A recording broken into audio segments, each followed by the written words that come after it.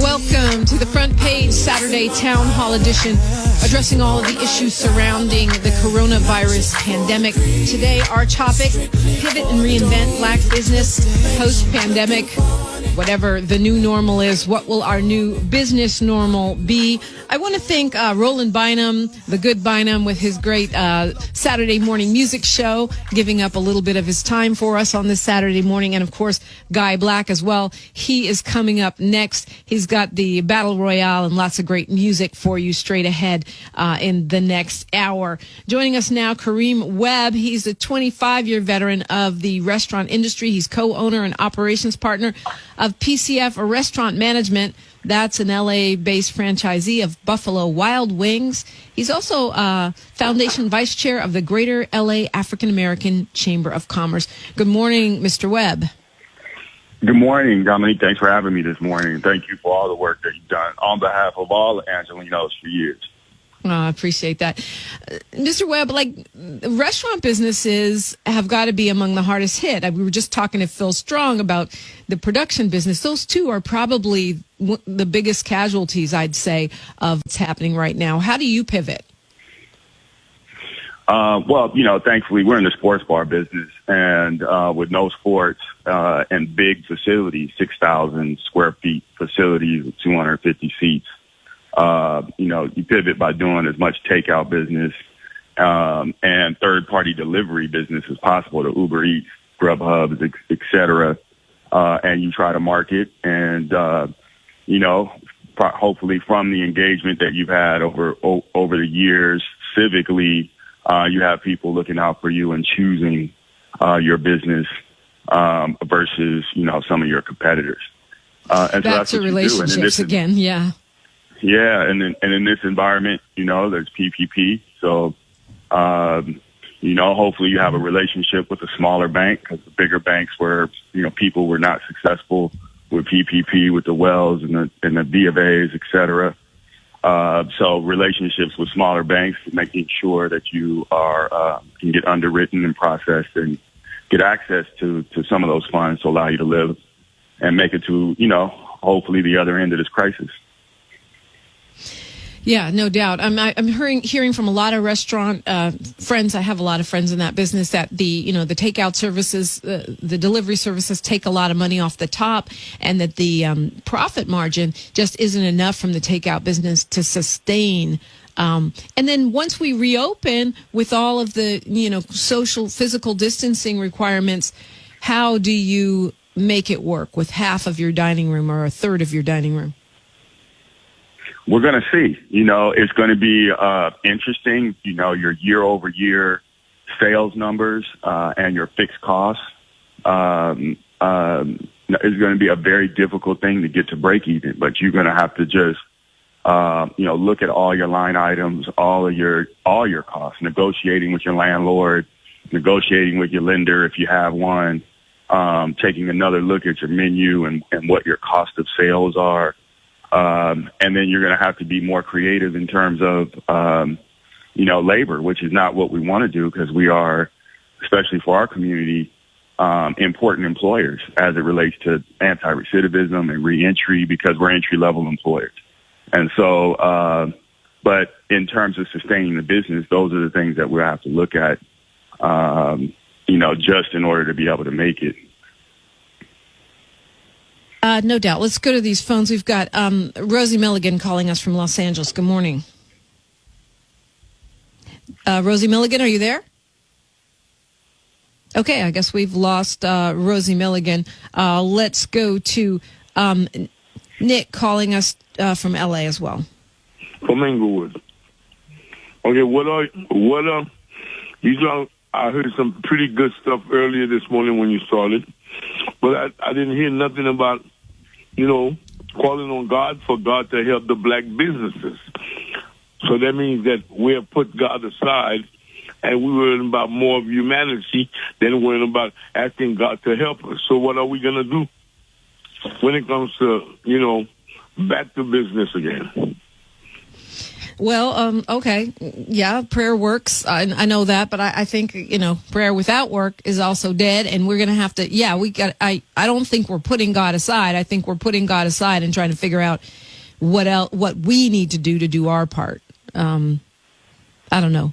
Correct me if I'm wrong, Kareem Webb. No, yeah, I agree with that 100%. God is in how you show up. And, when you are an owner, an entrepreneur, whether it's a restaurant or someplace else, you are a leader.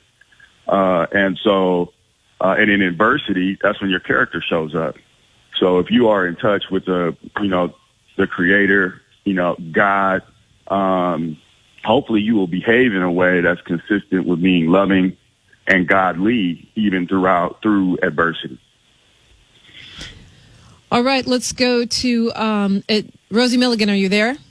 Yes, I am. Okay, well, ready to go. Go ahead, please. Okay, Dominique, what I wanted to just give some information that a lot of people may not be aware. I'm looking at multiple letters that I received from people who have been rejected for the economic injury disaster loan.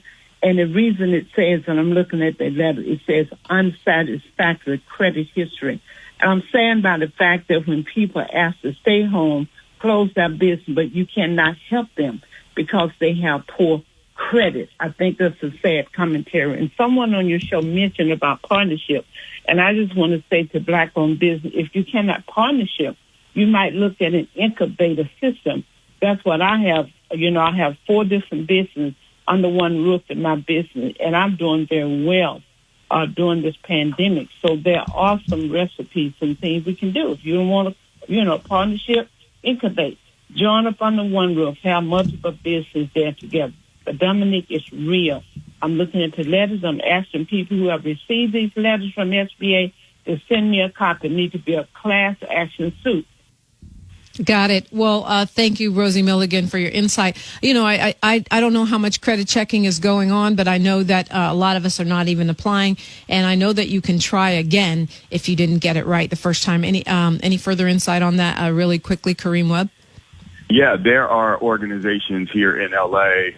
That are doing, yeoman's work, making certain that our African-American businesses and get access to this PPP money. I know Joe Rozine and his group at Vermont Slauson Economic Development Corporation are reaching out to businesses throughout our community to help folks. So you can reach out there. And then I know, for the city of LA, the council offices, Herb Wesson's office, Marquise Harris Dawson's office are open. They're taking emails and phone calls to get access to resources that will help people through the process. I'm not certain what Mayor Butts or what Inglewood is doing, but I'm sure, there's an appetite for it there, and hopefully they have some sort of program or way to connect people to those resources. But, you got to reach out. You can't just apply or think that because you have a bank account at Wells or B of A that you can apply and then that's it. You really need to get help from folks who have been trained on exactly how to get you through this process and tap into that immediately, because there's still money there, but it will run out quickly. All right, we're being joined now by the representative for California's 37th Congressional District. She's also the chair of the Congressional Black Caucus, Congresswoman Karen Bass. Good morning. Good morning. Good morning. How are you? Oh, I'm great. Thank you so much for checking in with us. I know you are incredibly busy right now. It's okay. And I've been fortunate enough to be on a couple of your telephone town hall meetings. They're very, very informative. You just have great information that you're giving out and just trying to guide Black businesses and all businesses through this pandemic. Start out, what do you think is the number one thing that Black businesses have to do to reinvent and pivot to be able to weather the storm? Well, I was listening to your prior guests, and I think that makes a lot of sense. Let me just also congratulate and thank Kareem Webb, because he is one of the outstanding young business leaders in our area, and what he has done to support businesses. We are always willing to meet with and talk to folks who are trying to weather this PPP and getting access to the resources. You know, we are very lucky here in our area that we have Chairwoman Maxine Waters, who heads up the Financial Services Committee, one of the most powerful committees in Congress. And she's been fighting the good fight every day to the extent that there are any resources, especially for minority banks and credit unions. It's really been a lot of her leadership. And so I think the number one thing is to be as informed as possible, to be persistent. There is still money left, and businesses still can apply. And I think going to credit unions and smaller community banks is the better way to go. Just like Kareem said, you might have an account in Wells Fargo, but then go and try to get some money from them. Of any bank that should be rushing to help people in the community, it's Wells Fargo, and they're not there.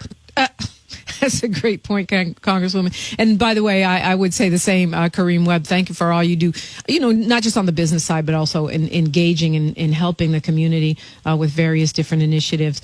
You know, when you talk about what you're talking about, Congresswoman Bass, is the short-term, like sort of life raft of the PPP loans and other resources. What about long-term? I mean, you know, most black businesses are very small, sole proprietorships, you know, 5 or fewer employees. Many are just one single employee. And a lot of us are in businesses that are particularly hit hard by this. Absolutely. You know, absolutely. I think that is really critical. And the thing that is so scary right now is we don't know how long we're going to be in this mess because of the magical thinking and the pathological lying coming from the White House. He just, hey, you know, it's clear who's dying now, so let's just go back and open up businesses because he's worried about the economy and his reelection. I mean, here we are on the verge of 100,000 Americans dead within 3 months, and what he wants to say is it's really the minimal amount. Well, when we dig deeper, when we actually have data, because, you know, there's great efforts now to not report the data, when we have data and when we see who those 100,000 people are, you know, it's really quite shameful. And so I think in terms of the long haul, we are going to have to think. I mean, we haven't recovered from the 2010 recession, and now we get hit again. The only solution here is in 163 days, we have an opportunity to evict this guy. And if our folks don't understand why he needs to go, it's not just because he's bad. It's because we're dying. And I don't see any attention being paid to that unless we force it. But we absolutely have to think about the long haul. And the key to that is we have to have a new administration. Yeah, it's an excellent point. I mean, in with this battle, you know, we talked about it yesterday on the front page, the battle about the mail-in voting and making voting easier. The president, you know, seems to want to make it as hard as possible, and we're going to have to do that if we're going to have a free and fair election, right? Dominique, he said outright, the problem is that you will have too many people voting. And if you have too many people voting, that disadvantages Republicans. He said that. So it's clear what the problem with mail-in voting is. It's what they've always used. And now that we've gotten wind of it and that we don't want to risk our life in voting like the folks did in Wisconsin, now all of a sudden mail-in voting is a problem. Well, yeah. So we need to, speaking of jobs, we need to make sure, Donald J. Trump has a different job come January, you know, and I think that voting, you know, is going to be critical. Meanwhile, you know, we have black businesses, all businesses, but particularly women-owned, black-owned, people of color-owned businesses, you know, really facing a life or death scenario as well. And right here in California, we're dealing with, you know, we're still dealing with the struggle for the entertainment industry. We're still dealing with the struggle for a lot of, you know, what is the right thing to do? I know you got a letter along with Nancy Pelosi, James Clyburn, and Chuck Schumer about, you know, what black businesses could do. It's from the L.A. Chamber of Commerce, the NAACP. Mm-hmm. And, you know, they talk about self-employment with portable benefits. They talk about support for Black-owned businesses, support for Black financial institutions. So from a policy perspective, what can we do to help these tiny Black businesses survive and even thrive? Well, one thing is, the bill that we passed a week or so ago is a very critical piece of legislation that will absolutely bring more support for families, for communities, and absolutely for businesses as well. So what we need to do is we need to push on the Senate to take it up. Now, you heard Mitch McConnell basically say how he doesn't have a taste for a bill like that. The only thing they really want to do legislatively is they want to make sure that businesses face no liability from going back to work. Now, think about the meatpacking companies where the president ordered people to go back to work when they knew that people in those meatpacking places were dying. And so they want to make sure that those big businesses are not sued when their workers die. I mean, that's just, even the articulation of that sentence just is outrageous. But there needs to be public pressure on the Senate to act. That's one thing that your listeners can do. They can all lob phone calls into Mitch McConnell. You can't email him, but you can call. And I think there needs to be the public pressure on the Senate to act. All right, let's go to these phones. If I could, Dominique, I would just add and how blessed we are to have, I think, one of the most effective members of Congress, that is our Congresswoman, Congresswoman Karen Bass. I would say also, having Donald Trump in office for Black business is unattainable. But right now we have an opportunity to hold the Democratic Party's feet to the fire with respect to, shifting our reality with respect to incremental results. Like we need to make certain that this Lift Every Voice Black agenda plan, which is insufficient in my view, gets challenged. And that we can get Vice President Biden to embrace more specific policies and commit to having a Black woman such as maybe our very own Congresswoman. I did hear that name batted around, and I absolutely co-sign with you on how blessed we are to have Congresswoman Bass.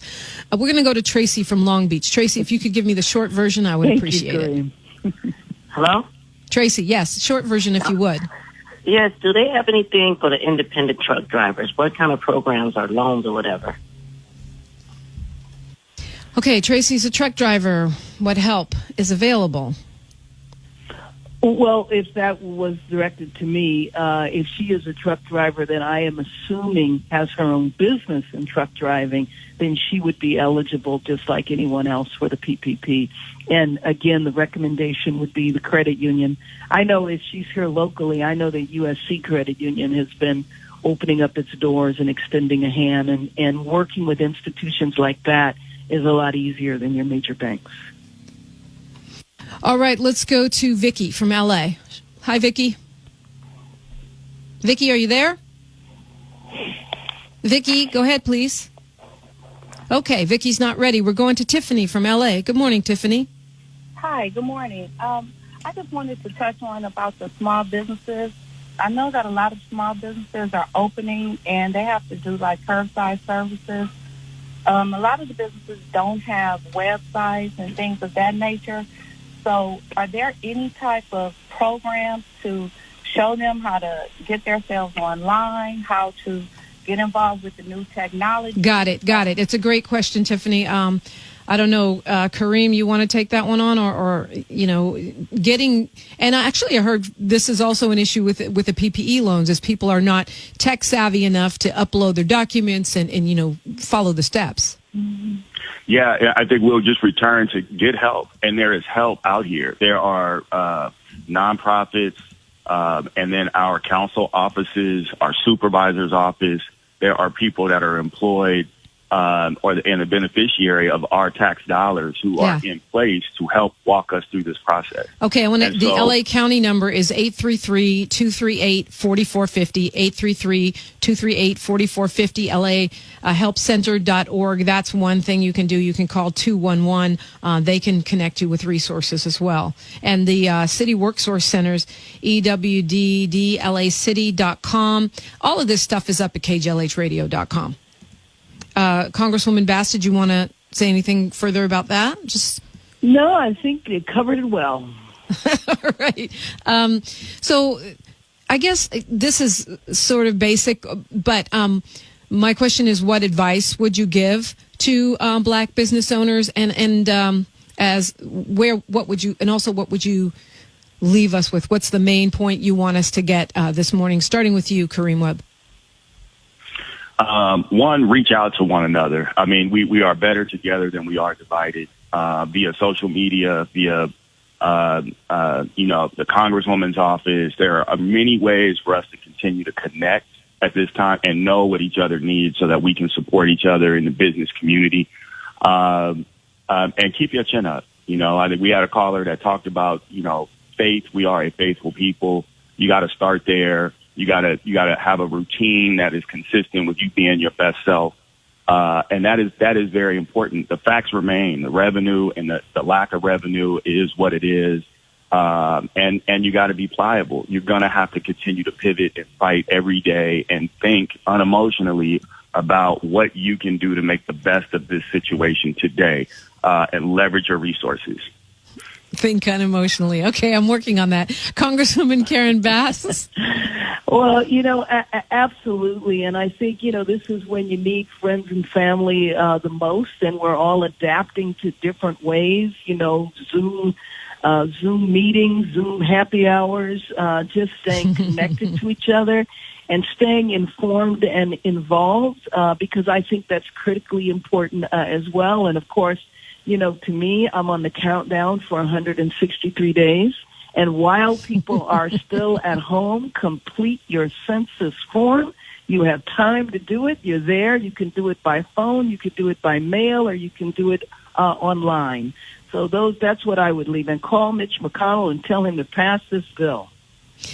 Congresswoman Bass, I will say I did fill out my census form, and it only really took a couple minutes. It's really not a huge deal. Tell them how they can connect to your town halls, to your virtual town hall meetings are very informative, and you call the person, so even if they're like me and they forgot that they signed up for it, they still get a call. Sure. Well, we're doing a couple of them. I do them with my personal office. People are always welcome to call 323-965-1422. That's the congressional office located on Wilshire and Highland. Now, we're not open for business. We're all working remotely, but you could certainly call 323-965-1422. And then with my other hat, with the Congressional Black Caucus, we are also doing calls, and but if you call my office, we can connect you. Make sure you're on both lists, and we will send you all of the information for the telephone town halls that we're doing.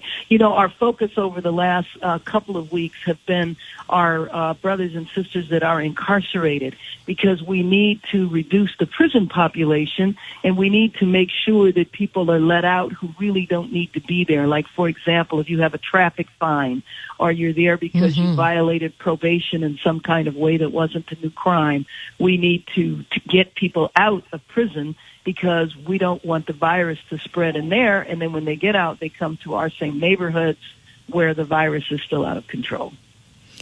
Congresswoman Karen Bass, thank you so much. Thank you for your leadership.